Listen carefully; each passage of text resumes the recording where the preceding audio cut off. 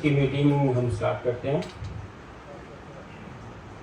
सबसे पहले मैं माननीय श्री दिनेश सिंह साहब का हार्दिक अभिनंदन और स्वागत करता हूं कि उन्होंने हमारे निवेदन पर यहाँ आकर के हमें गौरवान्वित महसूस कराया है और हमारी डाकुआ के लिए ये एक बहुत बड़ा दिन है, मैं कहूँगा। तो सर, आपका बहुत बहुत शुक्रिया और सबसे रिक्वेस्ट करता हूँ कि जोरदार अभिनंदन तालियों के साथ करते हैं।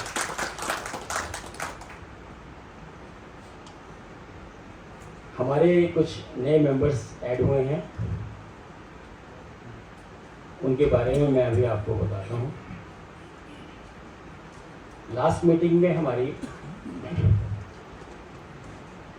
हमने शुरुआत की थी पिछली मीटिंग के रिव्यू करने के पश्चात। उसके पश्चात हमारे प्रेसिडेंट श्री एसपी सिंह जी ने कंपटीशन को लेकर जो केस हम लोग फाइल करने वाले हैं उसके बारे में और जो नोशनल इंक्रीमेंट की बात थी दिसंबर और जून वाली, उस केस के बारे में सभी मेंबर्स को अवगत कराया। आज भी उनकी स्पीच में, उनके एड्रेस में जो कंपटीशन से रिलेटेड फैक्ट्स हैं, आप सबको वो अपने टाइम पर बताएंगे।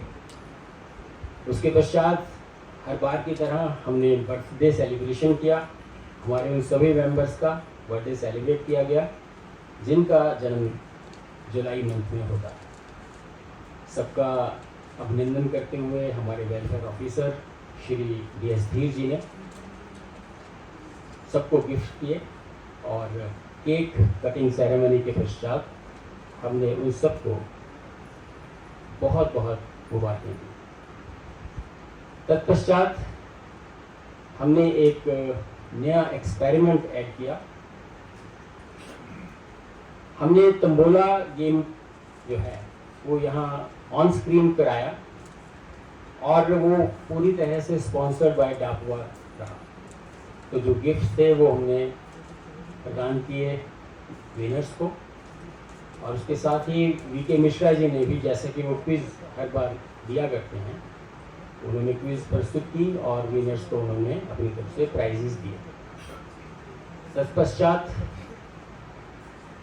राष्ट्रीय गान का आयोजन किया गया और लाइट रिफ्रेशमेंट के बाद ये मीटिंग लास्ट मंथ की हमारी संपन्न हुई। तो सबसे पहले जिनको मैं जानता हूँ अच्छी तरह से, JK शर्मा जी, जितेंद्र कुमार जी, वो हमारे मेंबर बने हैं। तो आप सभी से निवेदन है कि आप तालियां बजाकर उनका स्वागत कीजिए। तो Jitendra ji, please come over the stage, यहाँ आ जाइए डाइस के ऊपर 2 शब्द कहने के लिए, प्लीज़ आइए जी। सभी मेंबर्स को सुप्रभात। 65 जून मेरे पास काफ़ी मैसेज आए, मौके आए, तो आज मैं आपके पास मैं अभी सेक्टर 116 मोहाली में सेटल हूँ। बेटी मेरी मैरिड है, बेटा मेरा कनाडा है।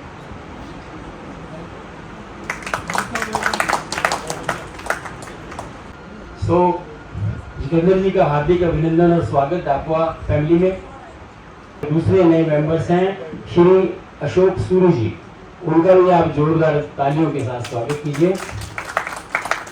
और मैं रिक्वेस्ट करता हूं कि आप मंच पे आएँ, 2 शब्द कहें। मेरी टाइम मैं रिक्वेस्ट करता हूं SP सिंह जी से आज की प्रेजेंटेशन के लिए अपनी वो कंपटीशन के ऊपर हम सबको अवगत कराएंगे। Respected Dinesh Singh Saab and Executive Chairman Narsingh ji and all the members of DAPA थे एक नोशनल इंक्रीमेंट का और एक कम्यूटेशन ऑफ पेंशन का। तो कम्यूटेशन ऑफ पेंशन का जो था, हमने लगाया था इसको 30 तारीख, पहले 18 को लगना था, फिर लाइट की स्ट्राइक हो गई तो 30 तारीख को लगा।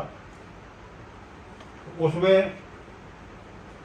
वो जो हमारे से पेमेंट करते हैं वो age on next birthday into commutation का जो टेबल की वैल्यू है वो इंटू 12 साल की अप्रिसिएशन लेके वो हमें पेमेंट कर देते हैं। जबकि रिकवरी करते हैं 15 साल की। तो सबसे पहला पॉइंट हमारा ये था कि जब आप ऊपर इंटू 12 करते हो तो या तो ऊपर को इंटू 15 करो, जैसे मुझे अगर 12 से मल्टीप्लाई करा आप तो मुझे 6 लाख रुपया मिला, अगर 15 से करते तो 8 लाख रुपया मिलता।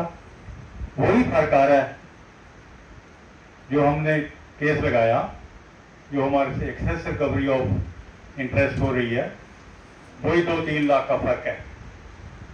जो कम्युटेशन का रिवाइज टेबल करा 1975 से लेकर के 2006 तक का जो टेबल था उसमें 4.75% इंटरेस्ट था और कम्युटेशन की जो वैल्यू थी वो भी ज्यादा थी, 10.94 थी, हाँ जैसे हम 61 पे।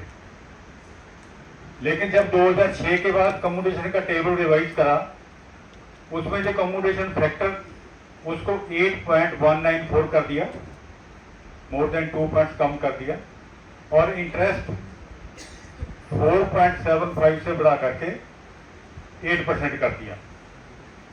और वो जो 8% है वो रिड्यूसिंग बैलेंस पे है।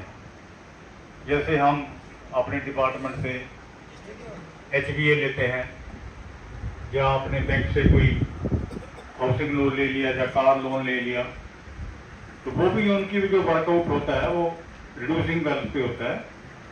जितना principal at the end of the month आपके अगेंस्ट खड़ा है उसके ऊपर वो इंटरेस्ट कैलकुलेट करके उसके बाद फिर आपका प्रिंसिपल कम हो जाता है, इंटरेस्ट को रिमूव करते रहते हैं।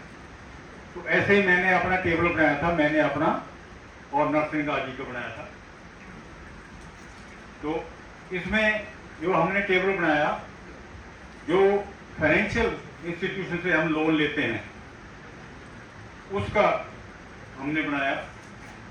तो जब हमारे एडवोकेट 30 तारीख को रख रहे थे तो मैं उनके पीछे खड़ा हो गया। तो मैंने बोला जी पेज 76 निकालो, इसमें हमने समरी बनाई हुई है, कितना हमें दिया, कितना हमारे से काटा, और हमने 8% से भी इंटरेस्ट बनाया हुआ है, 17.75% से भी इंटरेस्ट निकाला हुआ है और 20% से भी इंटरेस्ट निकाला हुआ है। जैसे नरसिंह दास जी का भी मेरे सामने है, इनको 7,31,757 रुपए की पेमेंट हुई, राइट सर। और इनसे जो रिकवरी हुई 13,38,324 रुपए की हुई। 7 लाख दे के 13,38,000 रुपए 15 साल में रिकवर करा, तो इनसे इंटरेस्ट कितना रिकवर हुआ? 6,06,567। ये टोटल इंटरेस्ट रिकवर हुआ। हमने बिल्कुल प्रूव करा है अपनी शीट में कि ये जो इंटरेस्ट है, जो 20% इंटरेस्ट है, वो बनता है 6,07,711। It is approximately 20% of interest government is charging and this is a cheating. मैंने तो बोल दिया था चीटिंग है, लेकिन वो जज साहब कहते भाई हमने बोला स्टे लगाओ। ये Punjab and Haryana high court के 2 ऑर्डर रख दिए उनके सामने, और जो एक तो हाई कोर्ट के ऑर्डर थे, दूसरे और 1 जुलाई से इंक्रीमेंट लगना था। जब वो 31 दिसंबर को रिटायर हो गए, 1 जनवरी को इंक्रीमेंट लगना था। उसके बाद तो गवर्नमेंट ने ऑर्डर कर दिए थे कि इंक्रीमेंट जुलाई में ही लगता है सबका, लेकिन उससे पहले जो था 2006 और उसके बाद में ये जनवरी में भी लगता था। तो मुझे कल संतोष सिंह साहब का फोन आया था, कह रही मैं तो अक्टूबर में रिटायर हुआ था, तो मैं क्या इंक्रीमेंट कब लग थी? कह रहा लग रहा मुझे जनवरी में लग रही थी। लग नहीं रहा, ये आप वेरीफाई करवा लो। अगर जनवरी में थी तो वो आपका बनता है, नहीं तो अक्टूबर में थी फिर नहीं बनता। अच्छा, इंक्रीमेंट के भी एक तो लग गया हमारा वो जिनकी क्लियर कट डेट थी, या 31 दिसंबर थी या 30 जून थी, क्लियर कट थी, उसमें कोई दो राय नहीं है। सुप्रीम कोर्ट का भी क्लियर कट डिसीजन है कि 30 जून है, तो उनको नोशनल रेफरल लेने की जरूरत नहीं है। इन्होंने एडिशनल डायरेक्टर ने भी, जितने भी हमारे इन पैनल हॉस्पिटल है, सबको चिट्ठी लिख दी है और उस पर काम होना शुरू हो गया। मैं अभी कल के परसों पार्थ हॉस्पिटल हम गए थे अपनी मिसेस को लेके। ਇਹਨਾਂ ਸਾਥੀਆਂ ਦਾ ਜਨਮਦਿਨ ਸਮਝੇ ਪੈਂਦਾ ਰਸਤੇ ਪੈਂਦਾ, ਉਹਨਾਂ ਨੂੰ ਮੇਰੀ ਵੱਲੋਂ ਤੇ ਟੱਪੋ ਵੱਲੋਂ ਬਹੁਤ ਬਹੁਤ ਵਧਾਈ। ਵਾਹਿਗੁਰੂ ਅੱਗੇ ਅਰਦਾਸ ਹੈ ਉਹ ਸਾਰਿਆਂ ਨੂੰ ਚੰਗੀ ਸਿਹਤ ਬਖਸ਼ੀ ਰੱਖੇ, ਚੜ੍ਹਦੀਆਂ ਕਲਾਂ ਚ ਰੱਖੇ। ਮੈਡਮ ਅਰਵਿੰਦਰ ਕੌਰ, कोई और साथी ਜਿਹਦਾ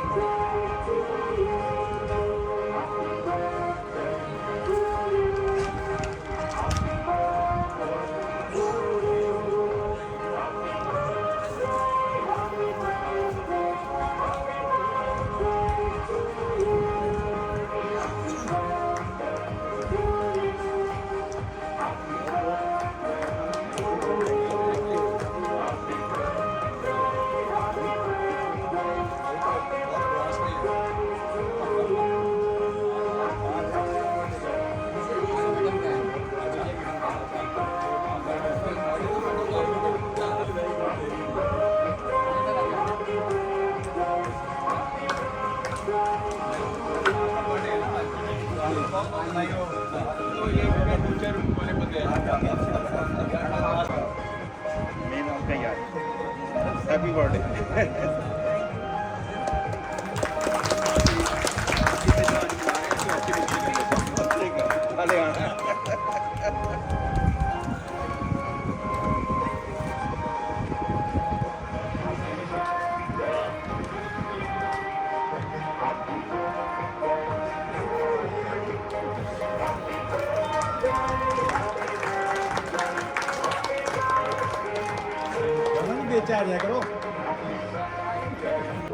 श्री सहगल साहब, आज से हमारी एसोसिएशन के नए पैटर्न होंगे।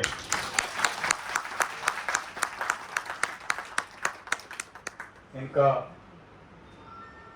तहे दिल से शुक्रिया और हम उम्मीद करते हैं कि इनकी रहनुमाई और इनका एक्सपीरियंस, इनसे हमें हमारा जो मार्गदर्शन मिलेगा, ये हमारी अच्छी तरह से रहनुमाई करेंगे। हम इन्हें भरोसा दिलाते हैं कि आपके पैट्रोनेज में ये जो एसोसिएशन है, इसका इस स्टेशन पे और भी ज़्यादा नाम होगा।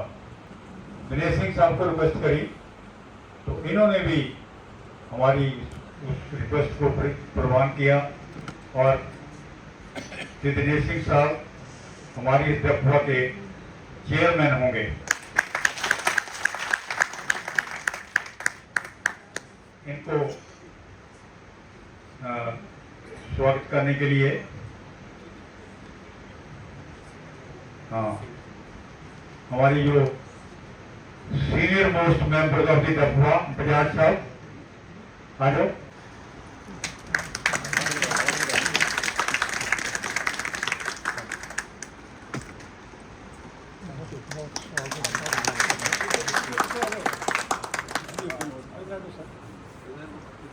फोटो तो ठीक है ना, और कोई ऑब्जेक्शन नहीं होनी चाहिए। हाँ, देखे दो ही नजर आने चाहिए। बिल्कुल।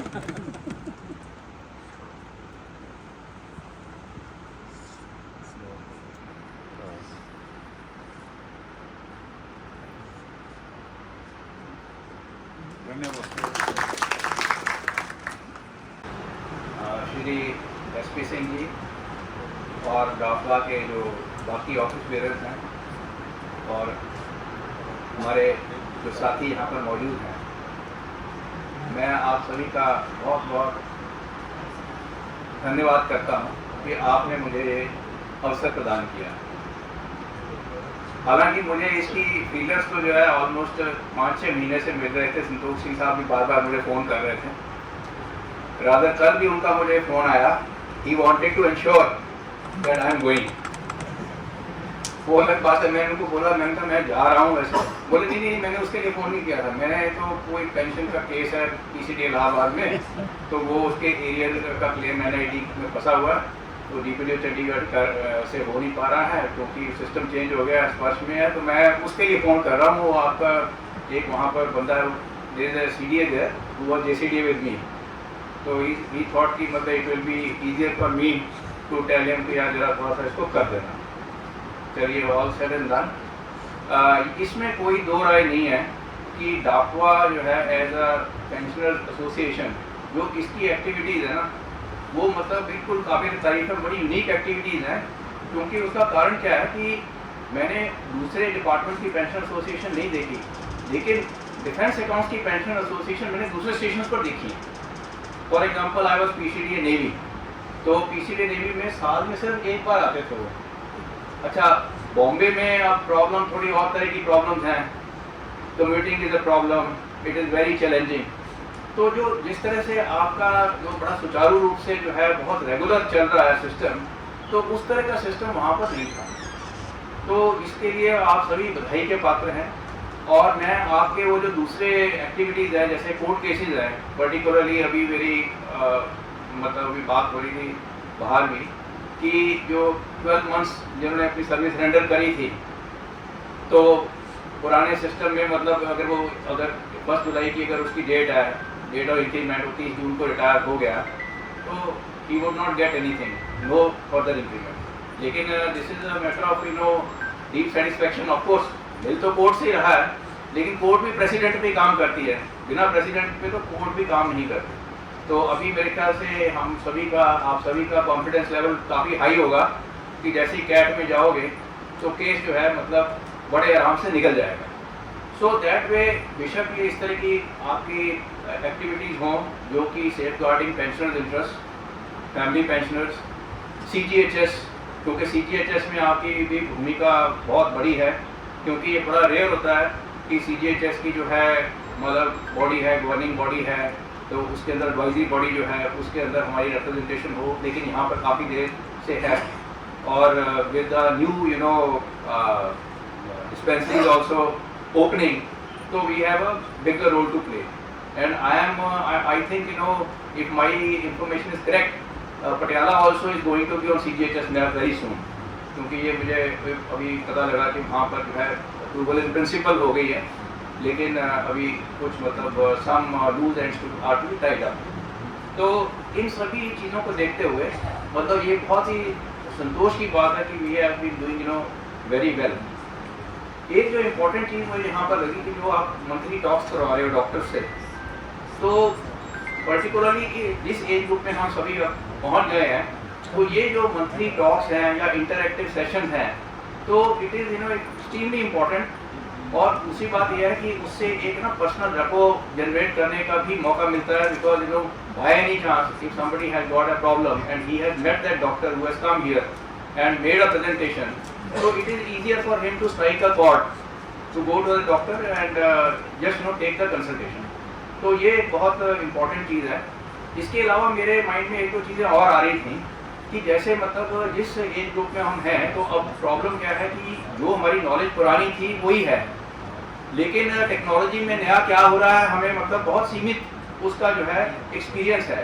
तो जो साइबर अटैक्स वगैरह हैं या साइबर फ्रॉड्स हैं, उसके बारे में भी अगर आप एक दो कुछ एक्सपर्ट्स को लेकर के आए जो कि मतलब ये बता पाएँ, because there have been cases of digital arrest also, जहाँ पर क्या कहते हैं वो झूठे पुलिस वाले बन करके फ़ोन करके जो है people have been put under house arrest kind of thing, और उनसे मतलब 80-80 लाख 1 करोड़ रुपया उनका चला गया।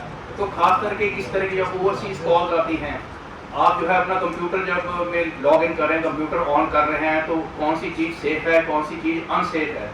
तो इस तरह का भी अगर आप कुछ मतलब सोचें कि कोई एक्सपर्ट जो कि बहुत ही सरल भाषा में हमें मतलब बता सके कि क्या है। और another thing which I have observed is कि जो ना हमारी फैमिली की पार्टिसिपेशन बहुत कम है, because you know when we are coming here, so we are coming alone. Maybe I don't know whether there is any written law कि you cannot bring your spouse along with you, ये मुझे नहीं मालूम, लेकिन point ये है कि इस समय when you know you are retired, so your spouse is also going, मतलब most likely will retired only. So instead of leaving your spouse at home and coming here, why not to bring your spouse also? And not only to bring the spouse here, why not to organize some picnics or some outdoor activities, maybe when the weather improves. तो इन सब ये कुछ मेरे सुझाव थे जो I think कि if you feel कि they are workable and they can be acted upon, so please you can proceed ahead. So once again I take this opportunity to thank you all for giving me this honor, and I wish you all the best, and may you move from strength to strength. Thank you.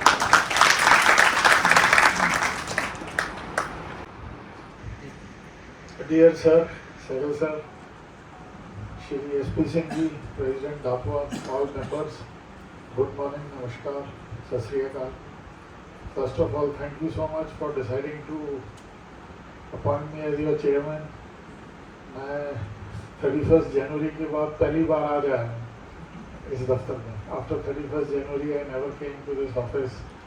I was very extremely busy with my own personal affairs. अभी भी चल रहे हैं, but SP Singh ji का 2-3 बार phone आया कि आपने आना है सर, ये है वो है, तो मैंने कहा चलो, अब वो तो चलते ही रहते हैं अपने पर्सनल काम जिंदगी के. So I decided to come here, and thank you so much for giving me the opportunity and deciding to make me the chairman. जो मेजर इश्यूज हैं वो आपने कवर कर ही लिए हैं, बाकी सहगल सर ने बता दिया. मेरा कोई अभी since I just got into the group कोई ऐसी ज़बरदस्त सुझाव तो नहीं है आपके वे फॉरवर्ड के लिए. Only thing I was observing के जितने भी आपके CGS पैनल्ड हॉस्पिटल्स हैं ट्राई सिटी में, और जो ECHS पैनल्ड हॉस्पिटल्स हैं, क्योंकि मेरे फादर ECHS बेनिफिशरी हैं, तो कई बार मैं उनको लेके गया Max hospital, now it is no longer there, फिर फोर्टिस, फिर पारस. तो हर जगह एक छोटा सा ECHS का सेल होता है to help the old pensioners. 1-2 बंदे होते हैं, एक रिटायर्ड मेजर साहब, कर्नल साहब का उनका सेल होता है, उनका नंबर होता है, एक बूथ होता है. तो जो फॉर एग्जांपल फोर्टिस हॉस्पिटल में कर्नल साहब हैं या जो पारस में हैं, मेरे पास उनके मोबाइल नंबर हैं. अब my father is 87 years old, कभी कोई अटेंडेंट साथ जाता है, ड्राइवर साथ जाता है, तो उनको फ़ोन कर दो, ECHS कार्ड व्हाट्सएप कर दो, तो वो पहले ही सारी कार्रवाई करके रेडी बैठे होते हैं. तो उससे बड़ी सहूलियत हो जाती है, specially those who are super senior citizen, 80+ वाले जो हैं लोग. सो ये एक मैंने देखा ECHS की तरफ से, ये बड़ा एक maybe because of the extra manpower available या जो भी है, maybe we can take up with CGHS also.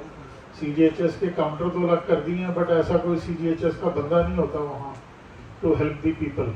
Where as ECHS का हर जगह आपको मिलेगा एक आदमी, चाहे वो रिटायर्ड सूबेदार साहब हो, कैप्टन साहब हो, मेजर साहब हो, हर जगह सारे हॉस्पिटल्स में आपको एक बंदा मिलेगा who specially there at least in the forenoon session. सुबह 8-9 बजे से लेकर 2-2:30 बजे तक वो होते हैं. आप उनको ढूंढ लो, जैसे इंश्योरेंस वाले होते हैं to help you out, insurance वाले भी होते हैं. हर एक कंपनी का एक रेप होता है वहाँ पे. अगर वो नहीं मान रहे हॉस्पिटल वाले या कुछ मैंने देखा, तो वो भी हेल्प कर देते हैं. But CGHS we are by and large और our own, this can be taken up, just a small suggestion, we can take it up.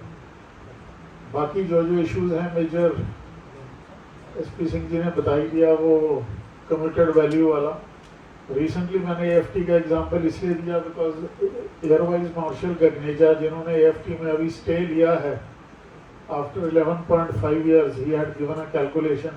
We were together in Subroto Park. He was a air commodore that time, then he retired as ACS FinP. उनको ज़्यादा जो accounts branch थी air force के नहीं मानते थे, क्योंकि वो 2 अकाउंट्स ब्रांच में कमीशन हुए थे, लेकिन वो सारी ज़िंदगी एडमिन और लॉजिस्टिक्स में ही रहे. सिर्फ जब उन्होंने AVM बनना तो वापस आ गए.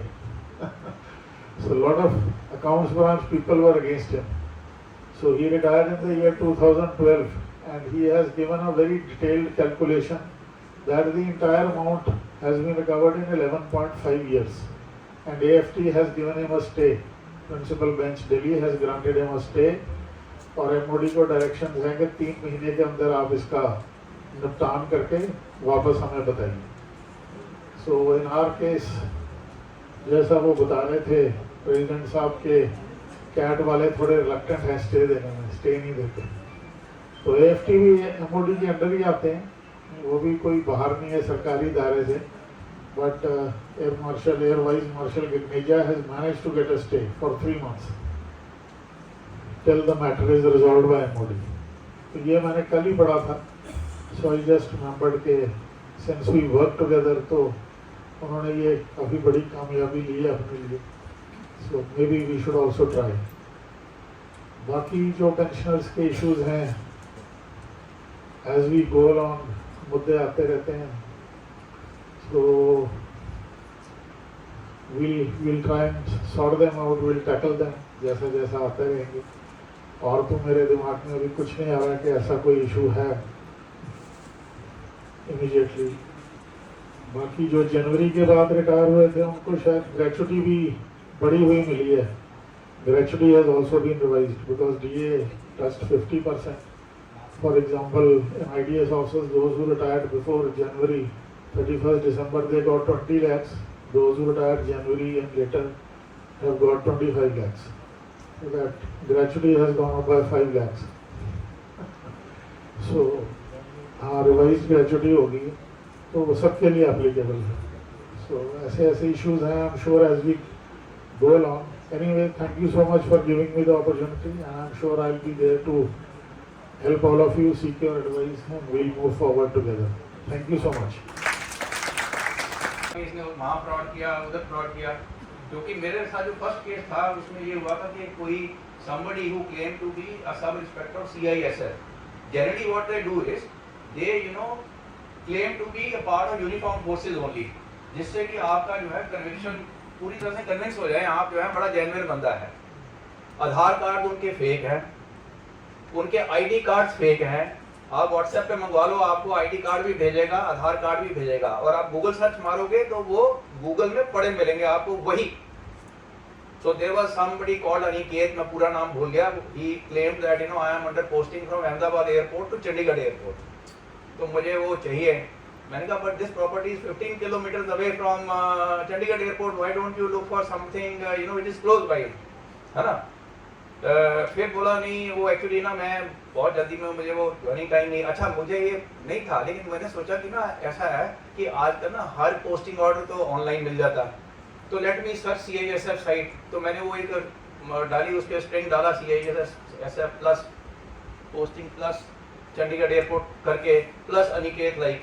तो उसने पिक करके ना वो अनिकेत उठाया तो उसके पूरे उसके काले चिट्ठे जो थे वो नज़र आ गए कि 10-12 लोगों को जो है उसमें कई रिटायर्ड जो है फौजी ऑफिसर्स पंचकुला इधर उधर, जिसमें कि वो ये ना वो जो चलता है 1 रुपए वाला फ्रॉड चलता है ना, पेटीएम वाला फ्रॉड उस टाइप का.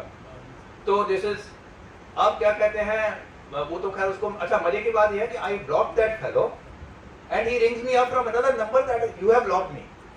मतलब आप देखो बंदे का मतलब आप ये देखो कि हिम्मत देखिए आप कि you have blocked that person and he is ringing you up from another number telling you कि यू हैव ब्लॉक्ड मी. मतलब ये क्रिमिनल्स का वो है. और अभी रिसेंटली जो हुआ तो वो जनाब बोले कि मैं ना हैदराबाद से पोस्टिंग पे हूँ और मैं ना फौज में हूँ. मैं क्या फौज में कौन से रैंक पे हो? कहता कैप्टन हूँ. मैं क्या कैप्टन वाला. तो मैंने उसको पूछ लिया आर्टिलरी में हो कि इन्फेंट्री में, बिकॉज आई न्यू के तो थोड़ा हिल गया वो. मैं क्या कोई तो होगा ना. नहीं मेरे वो वाइफ और बच्चे को रहना ये करके, तो मुझे आप फोटो भेज दो. तो मैंने काट के उसका भी एग्जैक्टली सेम नेम से गूगल सर्च मारा. अगेन आई गॉट अ कच्चा चिट्ठा of his with his fake I cards, fake Aadhaar. तो मेरा सिर्फ पॉइंट जो मैं प्रूव करना चाह रहा था वो ये कि जहाँ पर अगर डाउट है ना तो आपको गूगल सर्च से भी बहुत कुछ मिल जाएगा. आपने गूगल सर्च मारा आपको पूरी कहानी पता लग जाएगी कि क्या है. Thank you.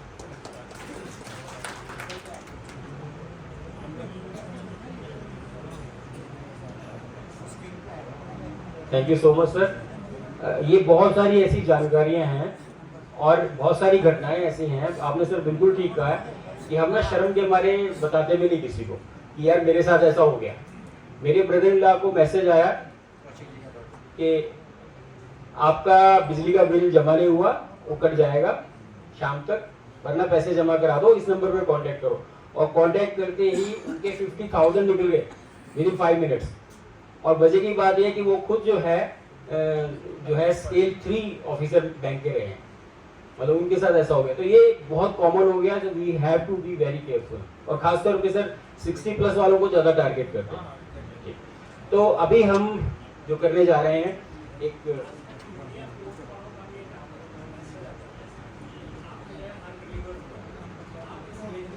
हाँ बिल्कुल बिल्कुल वो भी आता है।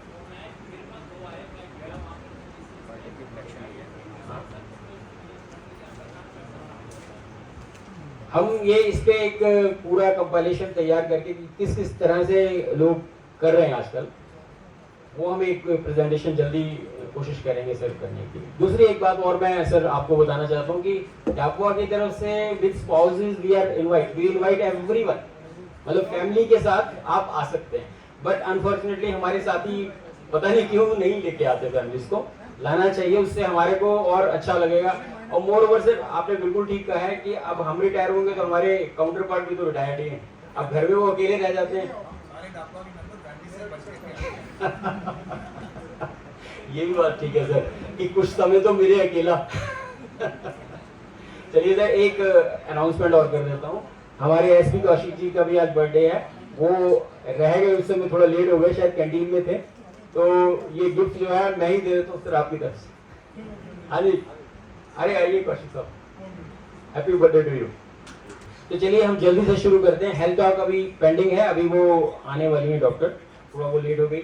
आप सबको ये टिकट मिल गए होंगे शायद, तो इन टिकट्स में क्या है, कोशिश की हमने, वो टिकट शायद पूरे नहीं थे, हाँ, तो इसमें अगर वो नंबर वहां सामने फ्लैश होगा, अभी थोड़ा ब्राइट नहीं है, अभी जैसे स्टार्ट करेंगे फ्लैश होगा, तो वो आपने इसको फोल्ड कर लेना, या जो दूसरे ऑर्डिनरी हैं उनके ऊपर आप मार्क कर लीजिएगा। तो वी गॉट 4 प्राइजेस, वो आपको जब जो है फर्स्ट रो, सेकंड, मिडिल रो और उसके लिए। तो चलिए स्टार्ट करते हैं। हाँ जी स्टार्ट कीजिए। तो ये पहला number 67 ji, 67। Wait. Prizes are first full. We'll have 4 prizes, 3 minor prizes. That is top line, center line, and bottom line, and 1 pull out. So we'll start. First number out, 6 and 7, 67. 39, 59, 79, and 90. So bottom line shared by 4.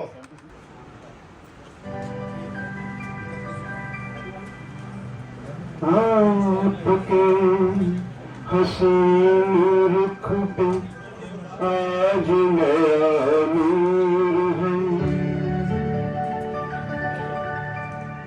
मेरा दिल मचल गया तो मेरा क्या कसूर है।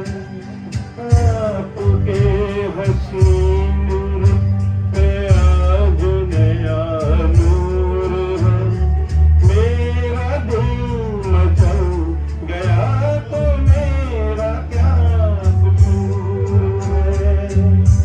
आपकी निगाह ने कहा तो कुछ जरूर है, मेरा दिल मचल गया तो मेरा क्या कसूर है।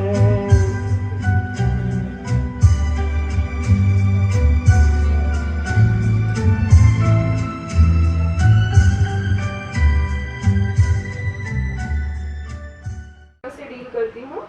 I am working as a consultant there. तो मैंने अपनी DM पल्मोनरी मेडिसिन दिल्ली से करी है, पटेल चेस्ट इंस्टीट्यूट से। अभी आप लोगों का ज़्यादा टाइम ना वेस्ट करते हुए हम स्टार्ट करेंगे आज का टॉक। बेसिकली आज मेरा टॉपिक है COPD। COPD के बारे में किसी को थोड़ी बहुत नॉलेज है? So we'll start a discussion session. Anybody having idea COPD के बारे में? हाँ जी सर. सीओपीडी जो जब किसी का सांस किसी को उठाएगा जब सांस रोके जब उसको आर्टिफिशियल ब्रीदिंग देने को हाँ जी. अगर आर्टिफिशियल उसको माउथ टू माउथ उसको ब्रीथ कराया जाए that is COPD. No, that is CPR sir. COPD is chronic obstructive pulmonary disease. Chronic मतलब लंबे समय से चली आ रही बीमारी. Obstructive मतलब ऑब्स्ट्रक्शन हो गई है, जकड़न हो गई है. पल्मनरी इज लंग से रिलेटेड एंड डिजीज इज बीमारी. तो हाँ बिल्कुल. एस्मा जो है दैट इज अर्ली एज की बीमारी होती है. सीओपीडी एक लेट एज की बीमारी होती है. सिंस आई सपोज आप लोगों की एज मोर देन 50 तो सबकी है यहाँ पे. Also young at heart but may be 60 plus और 50 प्लस सबकी एज है. तो COPD basically is a chronic obstructive pulmonary disease. ये एक ऐसी बीमारी है जैसे बड़ी उम्र का दमा और काला दमा कहा जाता है इसे. तो यूजुअली ये किन पेशेंट्स में होती है? स्पेशली जो पेशेंट स्मोकर होते हैं. आप लोगों में से कोई स्मोकर है? कोई बीड़ी सिगरेट पीता हो? Be careful uncle. हाँ तो आपको पहले बताना चाहिए था uncle. Before starting the discussion मैंने पूछा था. तो COPD जो है स्मोकर्स में होती है सबसे पहले. सेकेंड कॉज इसका ये होता है कि अगर आप पॉल्यूटेड एरिया में रह रहे हैं. हाँ जी This can happen due to air pollution also. बिल्कुल बिल्कुल sir, I am coming on to that. Second इसका कॉज होता है कि अगर आप पॉल्यूटेड एरिया में as in I have work 3 years मैंने दिल्ली में काम किया है. तो Delhi since it is a very polluted area तो वहाँ पे COPD के केसेस ज़्यादा हैं. थर्ड इज कि जो हिमाचल बेल्ट से हमारे पास पेशेंट्स आते हैं बायोमास फ्यूल एक्सपोजर उनका ज़्यादा होता है. बेसिकली चूल्हा भट्टी चलाना. तो जिनका वो वाला एक्सपोजर है या ऑक्यूपेशन ब्रिक फैक्ट्री में कोई काम करता है उन सिनेरियो में COPD के चांसेस ज़्यादा होते हैं. उसके अलावा किसी को प्रीवियस कोई निमोनिया या TB की प्रॉब्लम हुई हो तो उनके लंग्स भी वीक होते हैं. उस सिनेरियो में भी COPD होने का रिस्क ज़्यादा रहता है.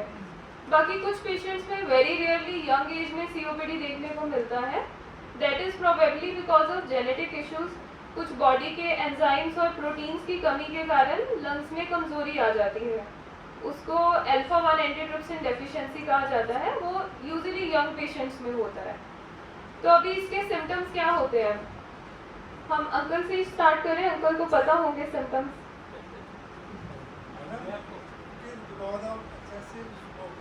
हाँ जी और कुछ चीज़ों की एलर्जी से भी होता है. बिल्कुल and I am allergic to dust. बिल्कुल. वजह से भी होता है. तो ये एलर्जी से भी है. I am allergic to dust. हाँ जी अंकल. सिम्टम्स आपको सिम्टम्स क्या क्या थे? सिम्टम्स तो ये थे कि जैसा सांस लेने में प्रॉब्लम होती थी और जैसा स्मोकिंग काम नहीं करता था. खांसी बलगम होती थी आपको? खांसी बलगम होती थी वो तो मैं निकाल देता था. ठीक है. सांसा की सीटियों की आवाजें आती थी. हाँ जी वो वीजिंग प्रॉब्लम होती है. ब्रीथिंग प्रॉब्लम होती थी. और अभी थोड़ा कम से स्मोकिंग करता हूँ but feeling better and take exercise daily. That's why ठीक है सर. थोड़ा फर्क है. अभी जैसे अंकल ने बिल्कुल सही से बताया कि सिम्टम्स में क्या होता है कि एक तो ब्रीदिंग डिफिकल्टी होती है पेशेंट को. बट अब आपको कैसे पता चलेगा कि आपको पल्मोनोलॉजिस्ट को दिखाना है या फिर हार्ट के डॉक्टर को दिखाना है? क्योंकि ब्रीदिंग की प्रॉब्लम तो दोनों सिनेरियो में आ सकती है. कोई हार्ट पेशेंट है यहाँ पे?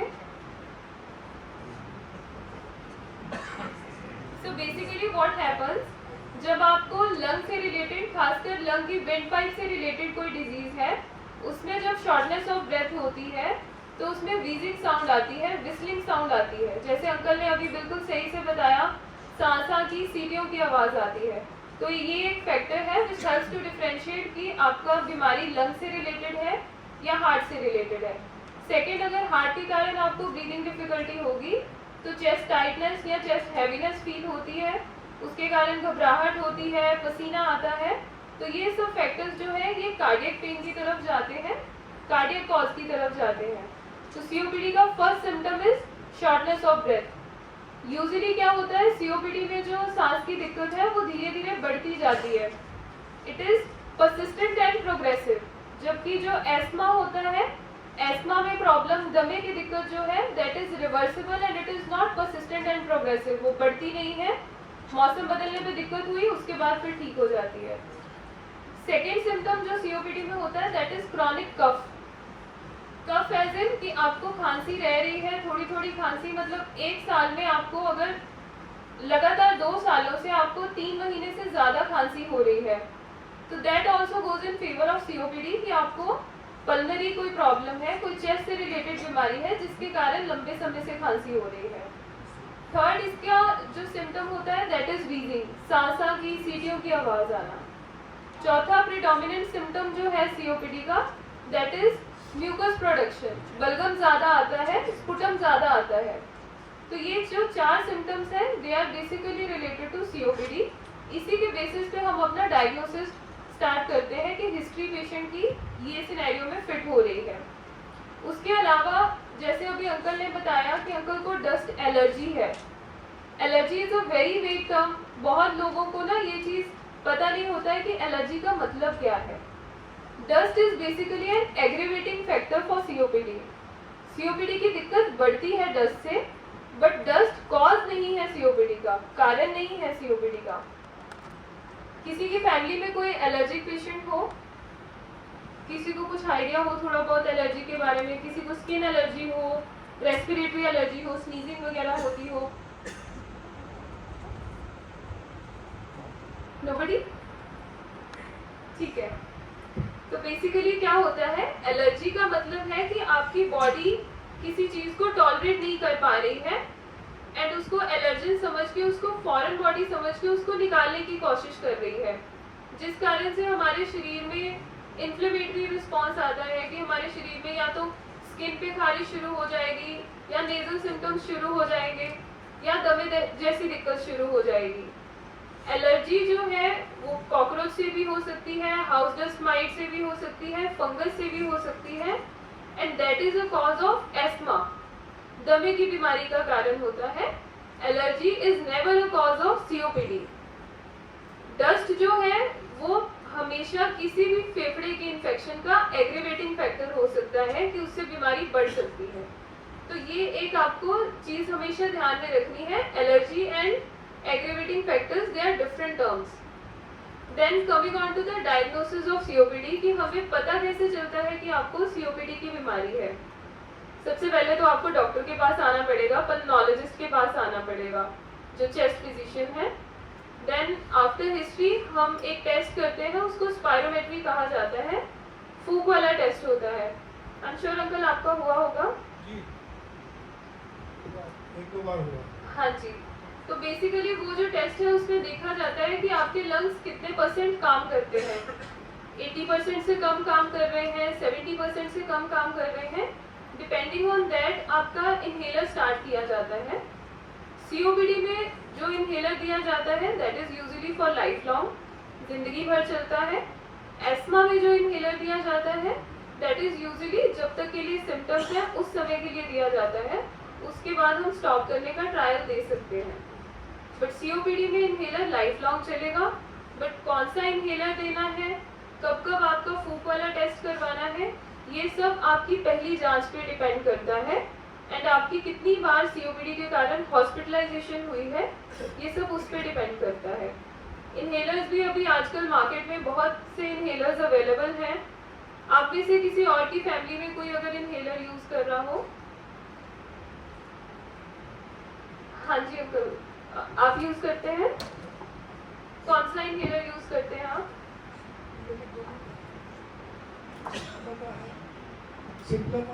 हाँ जी, कैप्सूल डाल के पफ वाला इनहेलर है। So basically there are variety of inhalers जो मार्केट में अवेलेबल हैं। ऐसा नहीं आप भी यूज करते हैं?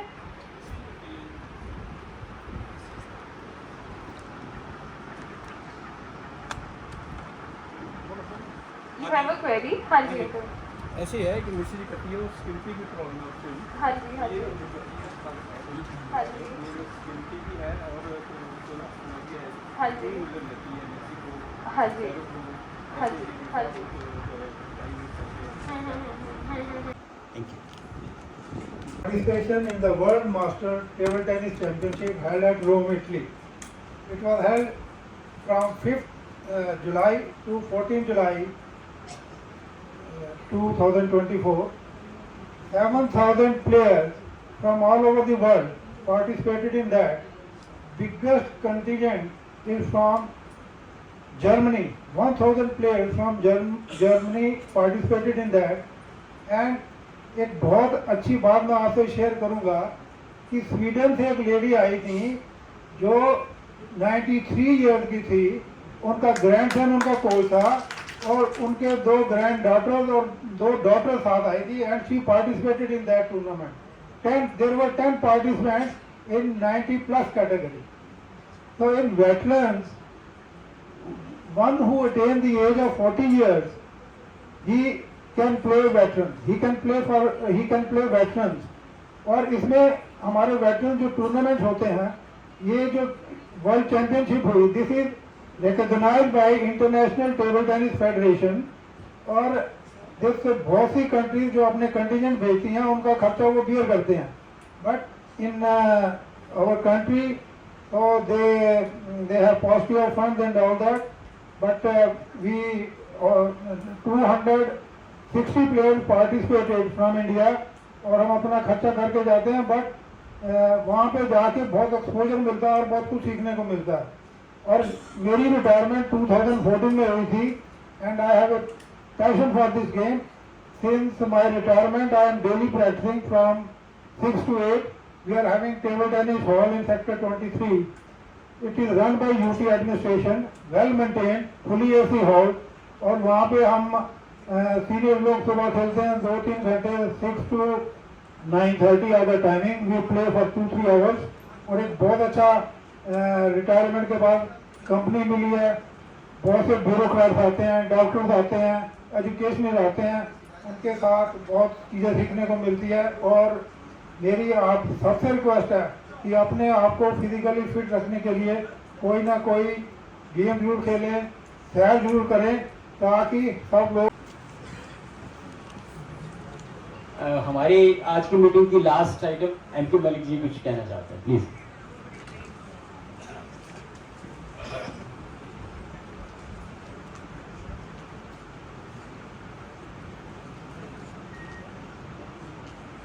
आदरणीय सहगल साहब, दिनेश सर, आपका हमारे दफवा में मेंबरशिप पैटर्न एंड चेयरमैन की स्वागत है. मैं थोड़ा सा आपको अपने हिसाब से, मैं अपने मन से आपको कहना चाहता हूँ कि हम यहाँ पर सीनियर सिटीजन बैठे हैं, 60 साल से ऊपर, 70-80 प्लस. लेकिन मैं सीनियर सिटीजन ना कह के क्या मैं आपको भाग्यशाली कह सकता हूँ? भाग्यशाली हैं हम, तो भाग्यशाली हैं क्योंकि लास्ट मोमेंट तक हम भगवान की दया से पेंशन ग्रहण मिल रही है हमको.